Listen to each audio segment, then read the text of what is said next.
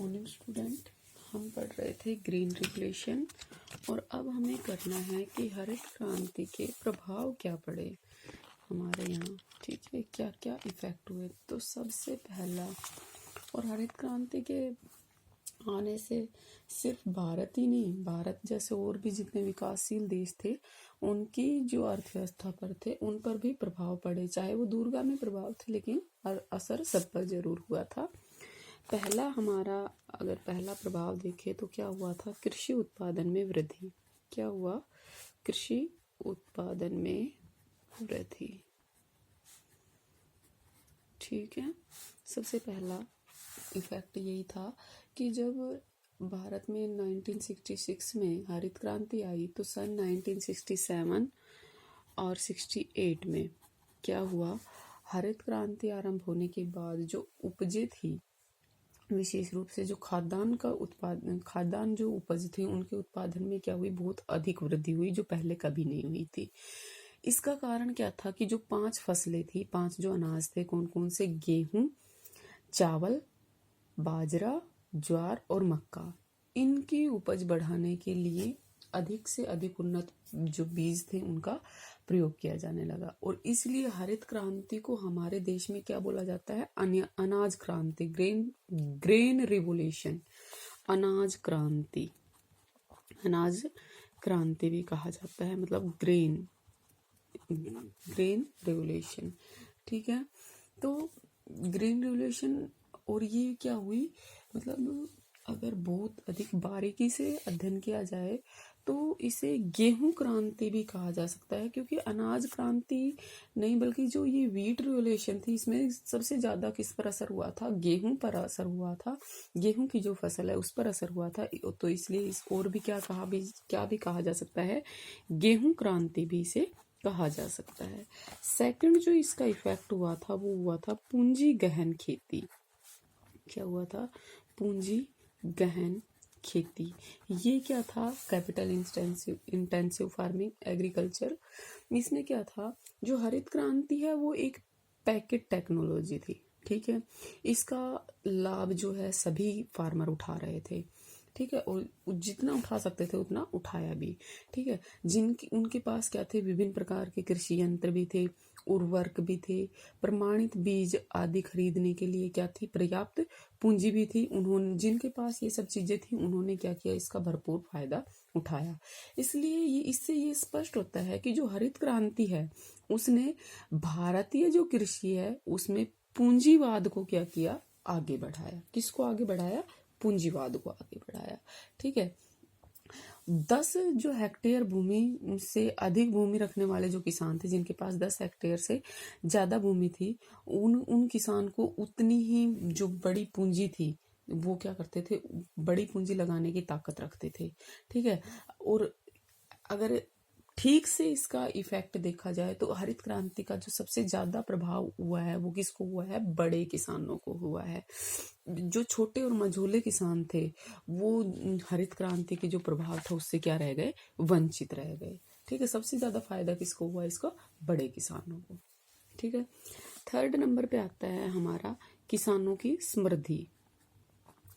किसानों की समृद्धि, इसमें क्या हुआ कि हरित क्रांति के परिणाम स्वरूप क्या हुआ कि जो बढ़ा हुआ जो कृषि उत्पादन था, मतलब जो कृषि उत्पादन बढ़ा था वो किसानों के लिए क्या लाया, आर्थिक समृद्धि लाया। मतलब किसान क्या हो गए, आर्थिक रूप से समृद्ध हो गए। उनका जो जीवन स्तर था वो पहले से क्या हो गया, ऊंचा हो गया। ठीक है, और कृषि जो थी एक आकर्षक व्यवसाय के रूप में उभरी। ठीक, मतलब लोगों का इसमें इंटरेस्ट बढ़ा। किसानों के पास जो एक्स्ट्रा पैसा आया उससे क्या हुई, देश में जो थी कंज्यूमर्स गुड्स थी, जो मतलब उनकी वस्तुएं क्या थी, उनकी जो डिमांड्स थी वो बढ़ गई। इससे जो औद्योगिक विकास है उस पर भी कैसा प्रभाव पड़ा, सकारात्मक प्रभाव पड़ा। मतलब अब ये था कि किसानों के पास भी पर्याप्त पैसा हो गया था, वो अपनी मूलभूत आवश्यकताओं के अलावा भी बहुत सारी वस्तुएं खरीद सकते थे, मतलब भौतिक वस्तुएं वो खरीदने लग गए थे। ठीक है, फोर्थ नंबर पे आता है खाद्यान्नों में आत्मनिर्भरता। क्या आई, खाद्यान्नों में आत्मनिर्भरता।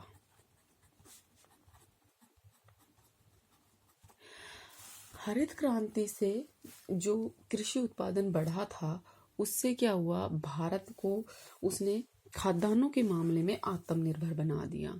ठीक है, मतलब अब जो गेहूं है उसके आयात में क्या हो गई, कमी हुई, और हम क्या करने लगे, जो खाद्यान्न थे उनका निर्यात करने लगे। हरित क्रांति ने रोटी के लिए जो एक गरीब जो देश था, वो जो एक रोटी के लिए मोहताज था, उसकी इस छवि को हटाकर उसने क्या कर दिया, भारत को एक सम्मानजनक दर्जा दिलवाया।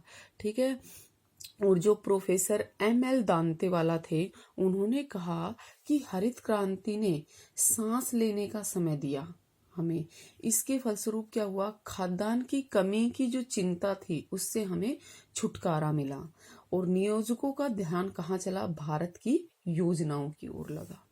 ठीक है, मतलब पहले हम क्या थे, हरित क्रांति से पहले हम खाद्यान्नों का क्या करते थे, आयात करते थे। हमारे पास इतना भी गेहूं नहीं हो पाता था या इतना भी अनाज नहीं था कि हम अपना पेट भर सके। लेकिन जैसे ही हरित क्रांति आई, इससे क्या हुआ, खाद्यान्नों में अभूतपूर्व वृद्धि हुई, मतलब उसका उत्पादन बढ़ा, और जो भारत था वो एक आत्मनिर्भर देश बन गया। वो अब खाद्यान्नों को क्या करने लगा, निर्यात करने लगा। ठीक है, नेक्स्ट है लाभ का पुनर्निवेश। लाभ का पुनर्निवेश मतलब प्लगिंग बैक ऑफ प्रॉफिट। अब क्या हुआ, हरित क्रांति से कृषि उपज बढ़ी तो उससे किसानों की आय भी बढ़ी। ठीक है, और जो ये किसानों की जो आय बढ़ी थी, ये जो अतिरिक्त आय थी, इसके जो एक महत्वपूर्ण हिस्सा था वो किसानों ने क्या किया, कृषि जो सुधार है उसमें लगाना शुरू कर दिया। इससे क्या हुआ, जो कृषि में लाभ होना था उसका पुनर्निवेश होना शुरू हो गया, और इसका परिणाम क्या हुआ कि जो कृषि की अवसंरचना थी उसमें इजाफा हुआ, मतलब उसमें बढ़ोतरी हुई।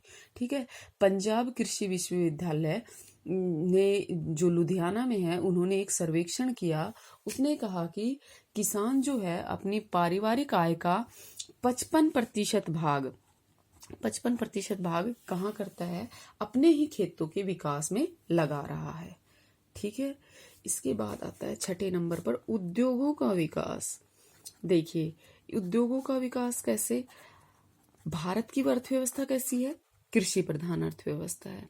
ठीक है, और भारत में जो बहुत सारे उद्योग धंधे वो किस पर डिपेंड करते हैं, कृषि पर डिपेंड करते हैं। हरित क्रांति के प्रभाव से क्या हुआ, अनेक प्रकार का मशीनों और कृषि उपकरण, जैसे ट्रैक्टर था, थ्रेसर था, कंबाइन थी, हार्वेस्टर जो थे, trolley, pump set, diesel engine, और जो रासायनिक उर्वरक है, इनका क्या होने लगा, बड़े पैमाने पर उपयोग होने लगा। ठीक है, और इन वस्तुओं के निर्माण हेतु क्या किसकी जरूरत थी, उद्योगों की जरूरत थी, तो वो उद्योग भी स्थापित होने लगी। ठीक है, तो जो देश में स्थापित होने वाले जो रासायनिक उर्वरक के कारखाने थे, वो किसकी देन है, हरित क्रांति की ही देन है। उससे पहले भारत में कोई रासायनिक उर्वरक के कारखाने नहीं थे। ठीक है, सेकंड था, नहीं, अगला है कीमतों पर प्रभाव। ठीक है, इसमें क्या हुआ, इसमें ये हुआ कि जब 60 के दशक में हरित क्रांति आई, उससे पहले किसानों जो कृषि है उसका उत्पादन कैसा होता था, कम होता था, खाद्यान्नों की कमी भी थी। ठीक है, इसके कारण जो कृषि उपजे हैं उसकी कीमतें क्या थी, ज्यादा थी, मतलब महंगाई बहुत बढ़ गई थी। लेकिन जैसे ही हरित क्रांति आई, खाद्यान्नों के उत्पादन ने मतलब बहुत अधिक वृद्धि हुई, और जो बढ़ी हुई कीमतें थी कृषि की, उस पर, और जो महंगाई बढ़ गई थी उस पर क्या हुआ, उसने रोक लगाई।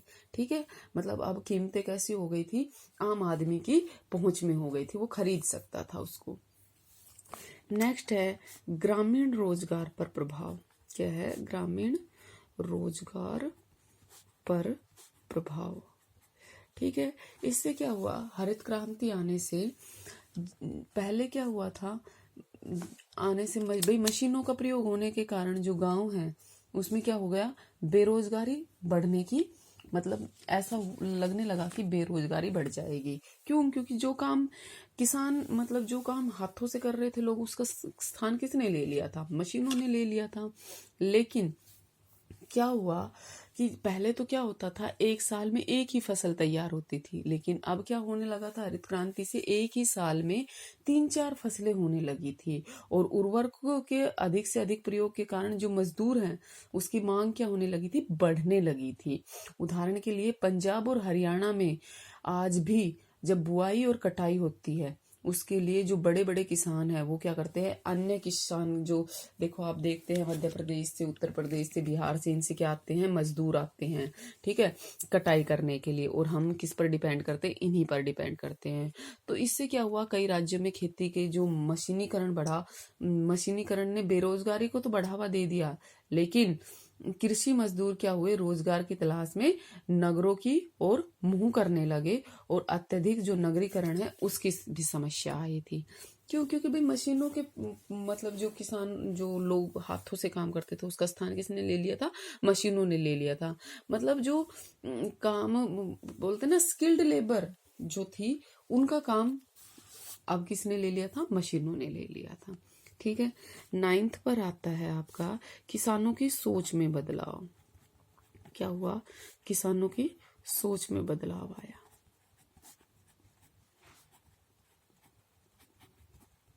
इसमें क्या हुआ कि पहले आरंभ से ही भारतीय जो किसान है वो कैसे थे, अनपढ़ थे और रूढ़िवादी थे।